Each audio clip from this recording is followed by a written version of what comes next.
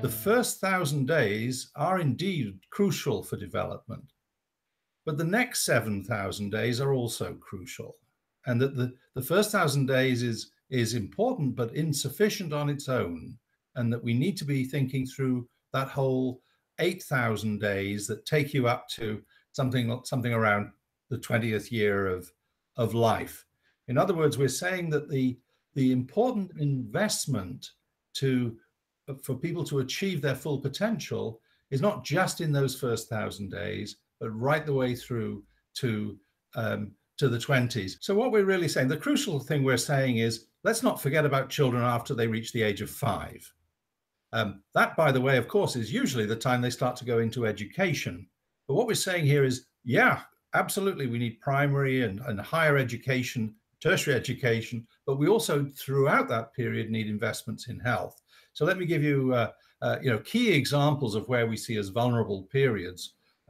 One would be puberty, and we're all well aware of massive change going on at puberty.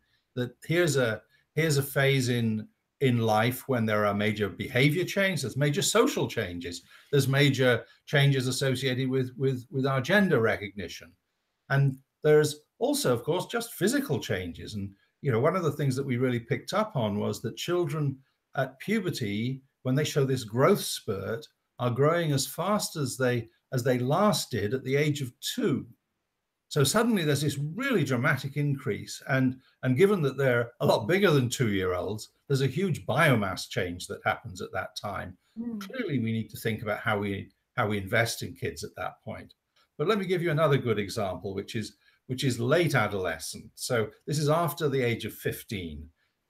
There's a period, we talk about adolescent behaviors, but what's clear now from the studies of brain development is there's an enormous amount of brain development that goes on at that period. And that's the time, for example, when I was first taught about brain development, we had this idea that kids are born with their brains pretty well fully formed. That turns out not to be the case. And that in that period, this post 15 years of age period, what's happening is that there's a myelination, a thickening of the cells to make them transmit faster. So the cells you already use get better. And then there's also this pruning of synapses, so less connection, so there's less false directions. So the brain gets really tidied up, if you like, in that period. And so that's the period when we establish behaviors, often a lifelong behaviors. And it's also the period when mental health issues first start to emerge. So again, a really important period in life.